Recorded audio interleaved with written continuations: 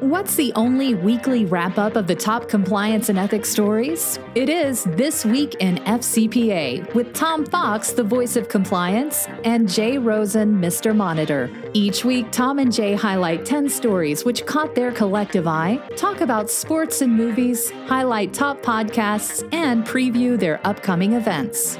Join This Week in FCPA each week for a one-stop review of the week's compliance and ethics highlights. This Week in FCPA is a production of the Compliance Podcast Network. In this episode of Everything Compliance, Tom and Jay take a look at corruption leading to the fall of Afghanistan, Dick Casson in the FCPA blog. Does HSBC facilitate cybercrime? An article from the Risk and Compliance Journal Europe. The Pearson SEC enforcement action.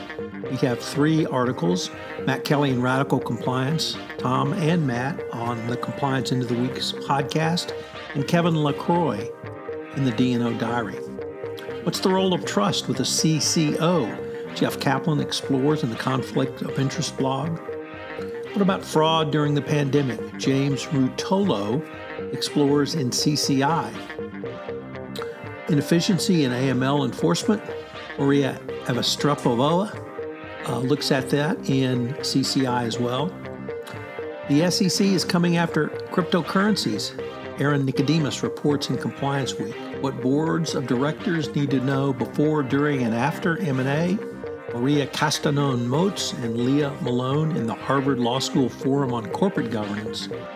Who's your crisis management team? Eden Gillot in Forbes.com. And K2 Integrity reports on the CFIUS annual report from 2020. All this and more on This Week in FCPA.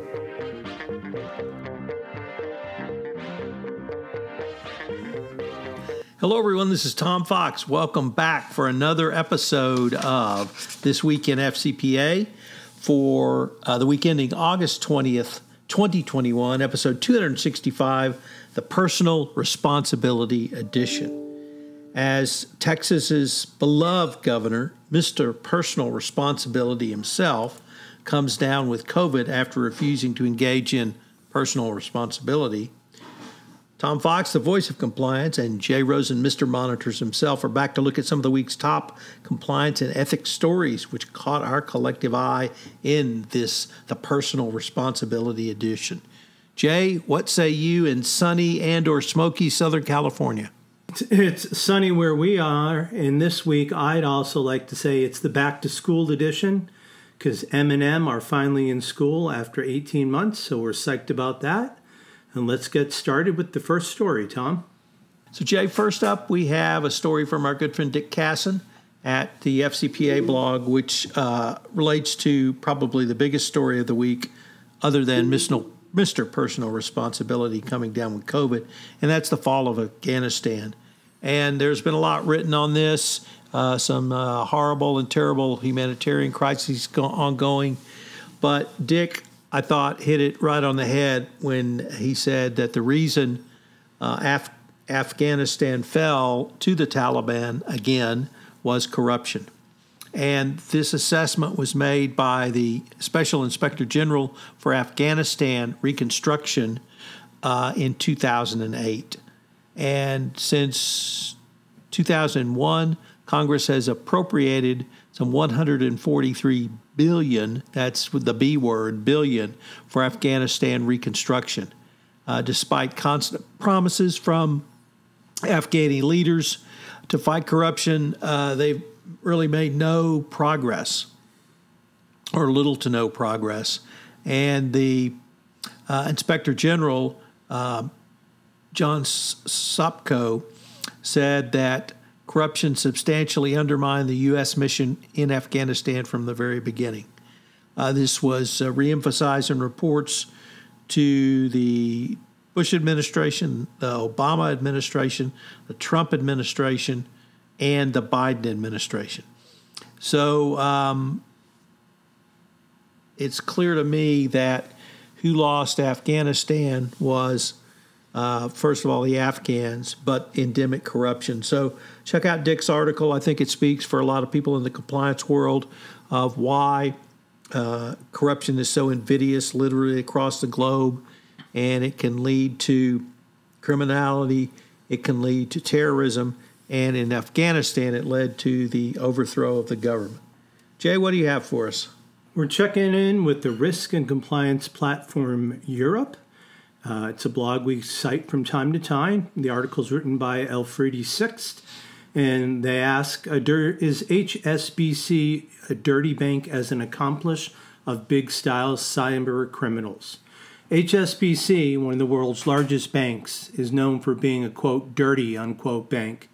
It's public knowledge that HSBC for decades has laundered hundreds of millions of dollars from Mexican drug cartels, and HSBC took a prominent role in about all scandals which evolved during the past several years, including Panama Papers, Swiss leaks. So it's probably not surprising that this dirty bank is also heavily involved in cybercriminal activities.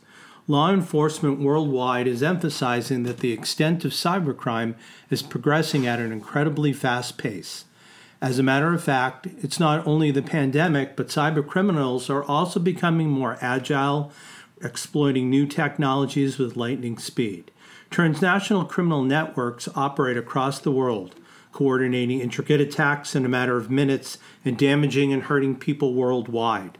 But do not think that only the creative scammers are to be blamed. We also can blame the financial system for not caring about their contribution to the raids going on by the scammers, and we can also blame financial supervisory authorities worldwide for not having addressed the cybercrime issue properly in the past years. Banks are supposed to be gatekeepers for the financial system. The use of the incumbent financial system is one of the most critical success factors for the scammers, in addition to sophisticated software tools, aggressive marketing, fraudulent affiliate campaigns, and unscrupulous call center employees. Even if cryptocurrencies are involved, the scammers always need the incumbent financial system to cash out. Without the processing of illicit proceeds used to fund serious criminal activities, the lifeblood of scammers' operations is disrupted.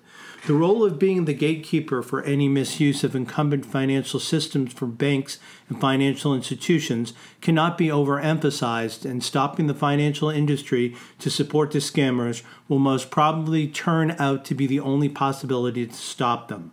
But right now, by checking out the available bank documentation from victims and prosecutors, it gets evident that banks like Deutsche Bank, ING, and HSBC are just marketing heavily on their websites about the great global standardized AML programs, but evidently do not apply them. They just don't care to do so. HSBC's involvement in fraud. For example, notwithstanding HSBC's public marketing campaign to have implemented and abide by state-of-the-art compliance programs, the bank and its subsidiaries have paid over $6.5 billion US dollars in civil penalties since 2000, and a total of 59 violations that have been registered.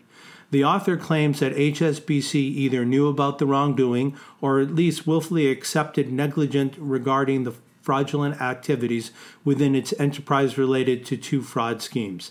Therefore, they assume that HSBC participated in an association in fact enterprise with TCOs and made themselves accomplices in defrauding thousands of unsuspected European investors. Based on their findings regarding the involvement of, above all, HSBC Hong Kong in scamming activities, EFRI, an association based in Vienna, Austria, has set up in the spring of 2020, has filed an extensive criminal complaint regarding the involvement of HSBC in scamming businesses with relevant authorities in Hong Kong and Europe. Back to you, Tom. Jay, next up, we take a look at the Pearson Securities and Exchange Enforcement Action. And Matt Kelly, the coolest guy in compliance, wrote about this earlier this week. Kevin LaCroix also wrote about it from his unique perspective in the D&O Diary.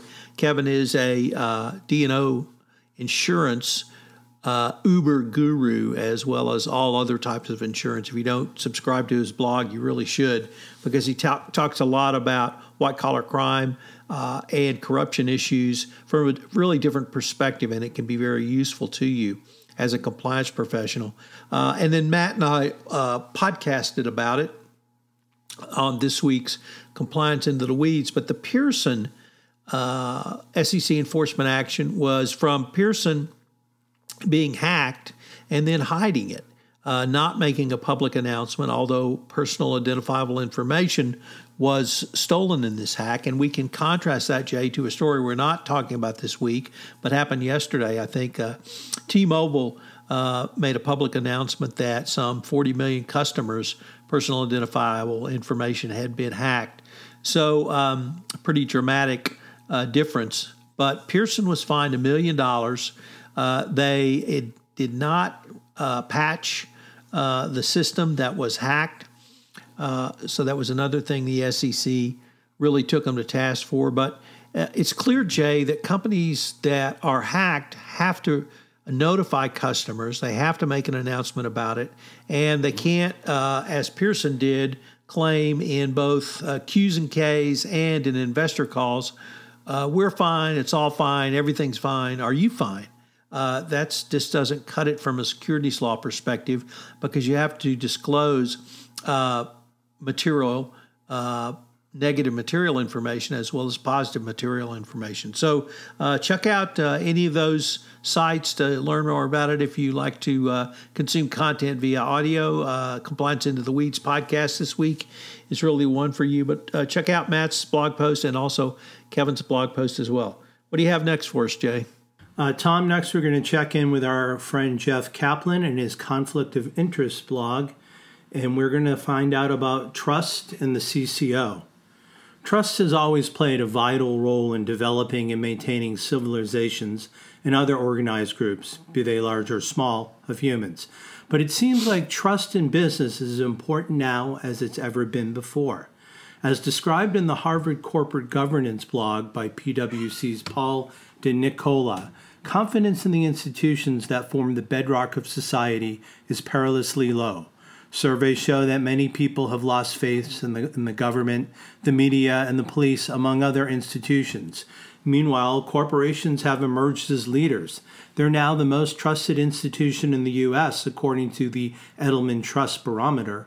Maintaining this trust and seizing the opportunities it presents should be a priority for every company. Another important development in this area is the recent publication of Why Trust Matters, An Economist's Guide to the Ties That Bind Us by Benjamin Ho of Vassar College. In this book, he examines the economics and history of trust in a wide variety of settings. Further, he focuses on various aspects of trusting institutions that are known for expertise, a subject of particular relevance to the present, and how we can do more to trust one another generally. De Nicola suggests many companies can indeed make trustworthiness a priority, focusing on corporate culture, human capital, and social action. To this, Jeff would also add, to the extent that it has not already been done, expanding the remit of chief ethics and compliance officers to promote trustworthiness at their individual organizations.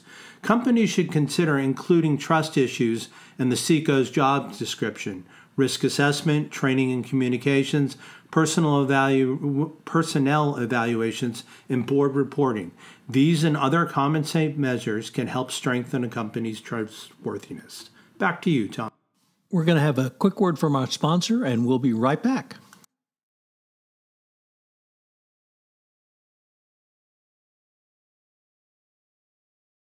James Rutullo wrote an interesting article. He's with Grant Thornton in CCI, and his article was around the fraud prevention situation we find ourselves in after COVID-19 and the PPP, personal protection, paycheck protection. He believes that this has created a really generation of fraudsters who have cut their teeth on this, on fraud, and companies need to be aware of this and ready for what he calls the next normal of fraud, not the new normal, the next normal. He said that you need to update your fraud awareness training, you need to enhance your fraud risk assessment, you need to upgrade your anti-fraud technology, and to trust the fundamentals by revisiting the 5 pillars of the COSO fraud risk management framework, including governance, risk assessments, controls, investigations, and monitoring. If you act according to these pillars and principles, he believes that you'll have a strong risk program. Jay, what struck me was how close that is to many of the elements of an effective compliance program. Our friend Jonathan Marks, a certified fraud examiner, often talks about corruption being a subset of fraud.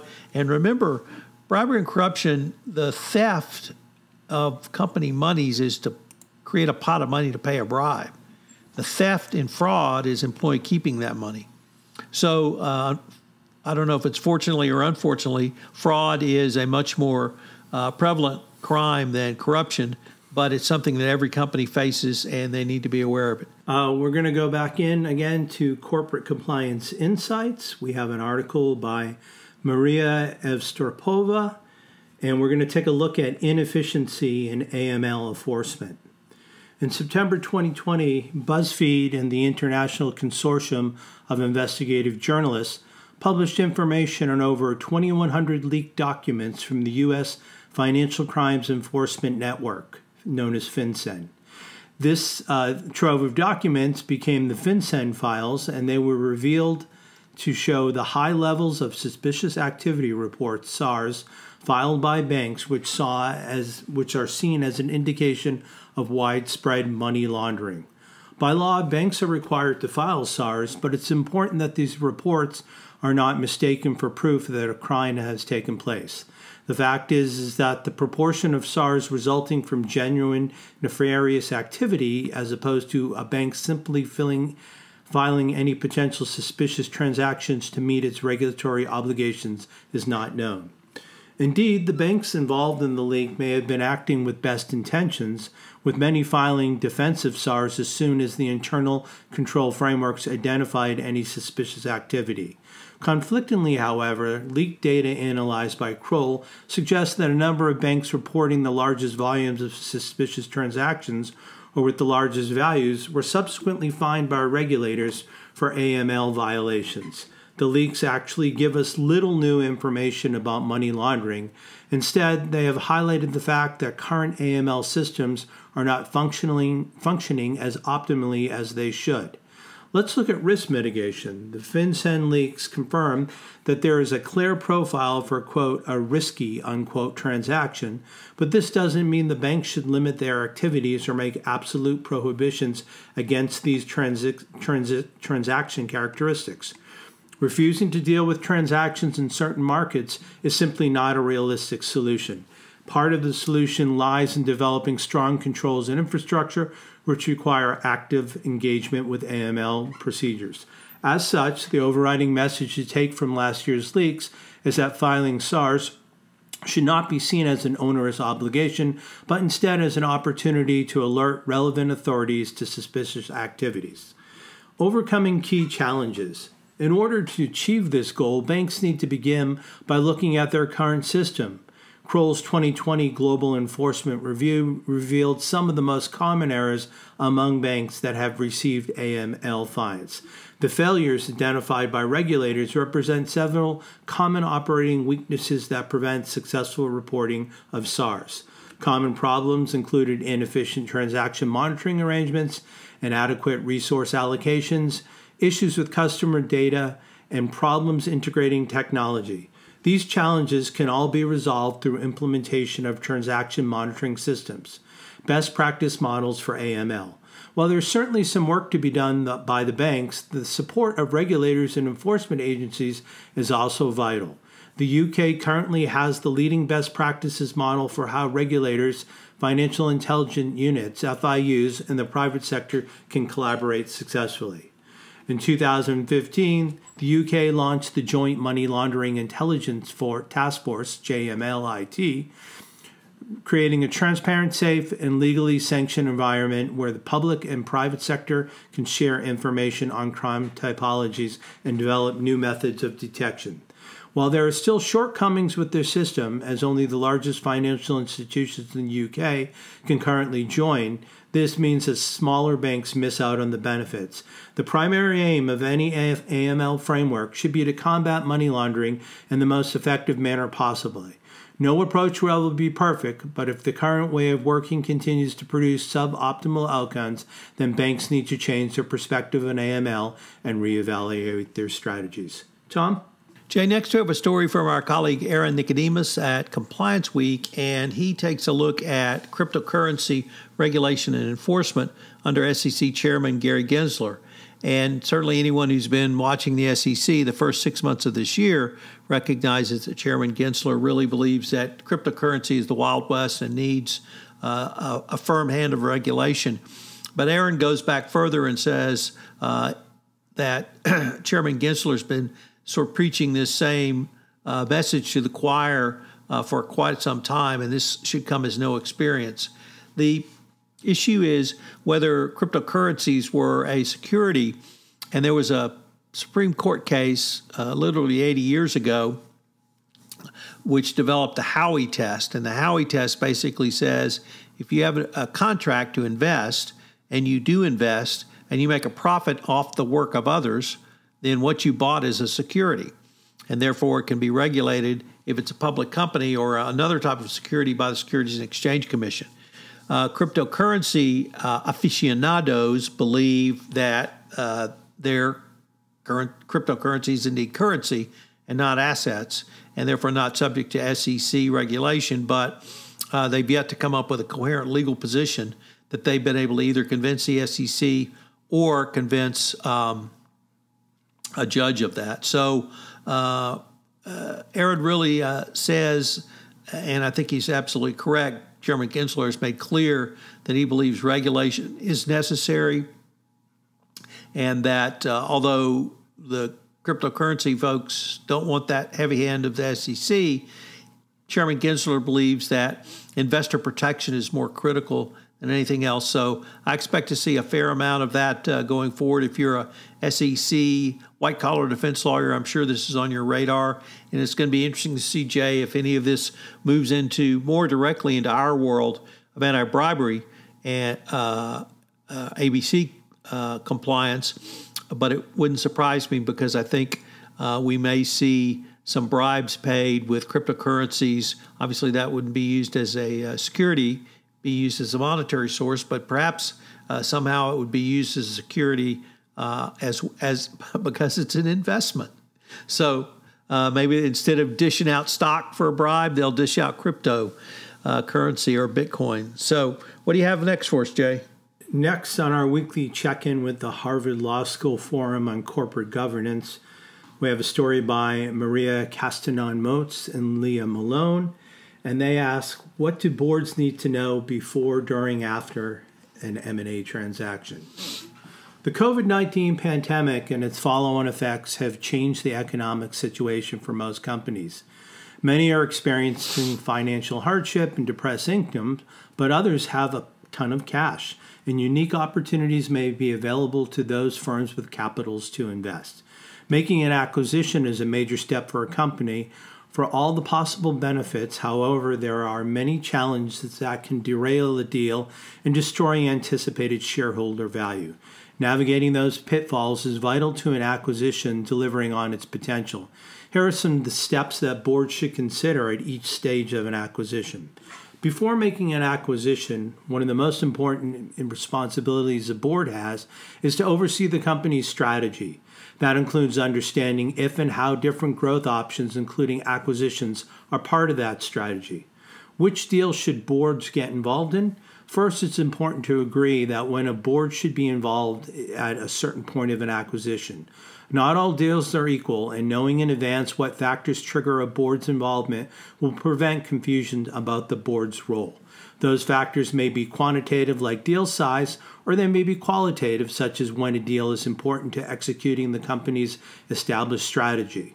During the acquisition, once a board understands management's rationale for an acquisition and how it fits with the company needs, the board needs to review benefits and risks of the deal. Risks are real and can affect value. These range from the target's vulnerability to lawsuits, underpayment of taxes, or underperforming certain parts of the organization to the presence of activist investors. Our target's environmental record has also become increasingly important. Depending on the risk, the board may want to discuss whether the target should be acquired or whether another type of deal structure makes more sense, such as a joint venture or an alliance. Look for culture clashes. The due diligence phase is also a time for directors to raise issues of culture. Ideally, the board should confirm that management is considering how the two cultures will align and how they can be integrated. Management should be able to share with the board a clear understanding of the target's culture and how it will be treated moving forward. This culture audit is important in developing a plan to assimilate the organization's post-acquisition. After the acquisition, in most deals, this period after the acquisition closes is crucial. Failure to successfully integrate the employees, processes, and systems and culture from each organization can seriously hamper a deal's benefits. The integration challenge. Talent is often a major concern in acquisitions. Some executives and their teams are key to the deal value. Others may not be needed beyond a transition point. Management needs to figure out who fits into what category. Excuse me. And board should also ask how management plans to align the companies. In cross-border deals, cultural concerns may include managing different worldviews along with workplace environments and practices. Boards need to be aware of the cultural issues that may arise with acquisitions, keeping all audiences informed and keeping up after the fact. Monitoring the acquisition post-deal allows boards to assess whether the deal met the objectives and understand how much value it ultimately added. Determining what made a specific acquisition a success also can help improve the overall process from strategy to integration, and this will better arm the board and company for future deals. The board should also take this opportunity to look at itself post-acquisition, and some companies may benefit by changing the board makeup after a large or transformational deals. In conclusion, when exploring an acquisition, exploring what an acquisition means for your company, it's a big step forward towards growth. The facts that authors discuss in this piece will help better prepare boards to address challenges that come with any acquisition, whether during a global pandemic or not. Tom? Jay, next up we have a article from both of our a friend of both of ours, I should say, Eden Gillot. And Eden is one of the top crisis management professionals around. And she wrote a piece in Forbes.com for the beginner, the crisis communications beginner. So if you are just new to this or don't know where to start, this is the article for you. She says that when a crisis occurs, literally the first minutes, but definitely the first hour is what sets the tone, and that's called the golden hour. And she says you have to make the most of your golden hour. You don't try to create a crisis management team. You call your crisis management team, which has already been determined, and you go. So start with a crisis management team and go. Formulate your initial strategy, which includes establishing your goal, trying to determine if your goal is realistic, gather the facts you can, and never base what you say or do on rumors. Figure out who your key audiences are, your key stakeholders, obviously employees, but also customers, vendors, shareholders, investors, the social media community, and the print media, traditional media. How are you going to communicate your message? It may have to be done with some sensitivity due to the situation. So you certainly need to have a professional. And then who's going to deliver that message? So great stuff from Eden. If you've never checked out her website, go to Gillot Communications. She has a wealth of material. She's a multi-book published author in this field. She's one of the nicest ladies. I've only met her virtually, but she's always been just charming, and she knows her stuff is about the best way I can say it. And if it's all hit the fan, she's the person you want to call.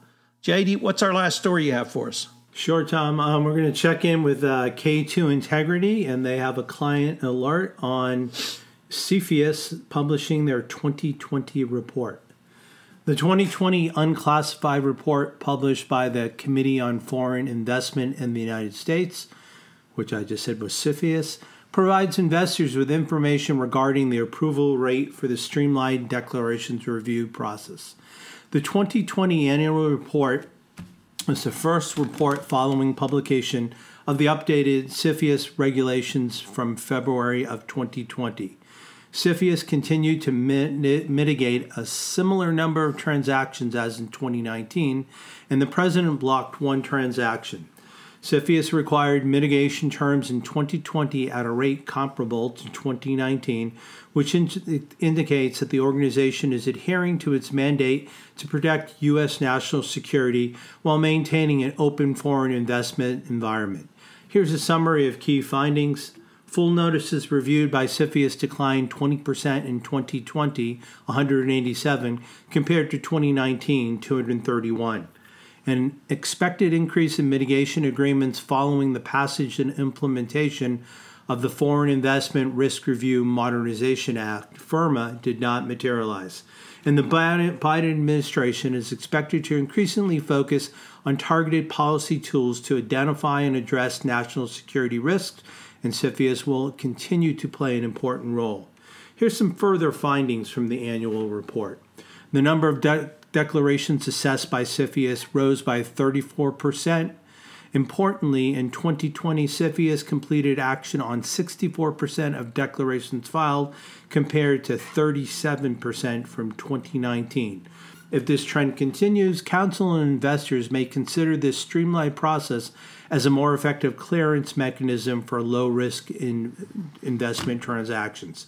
CFIUS reviews of Chinese origin investment transactions have declined substantially from 2017 to 2020. Mitigation agreements often require significant data access restrictions or oversight mechanisms, which can be difficult and costly for businesses to implement. In 2020, CFIUS cleared 16 transactions with mitigation agreements and permitted transaction parties to abandon a transaction with condition in 6 cases. Finally, broader implications for transaction parties.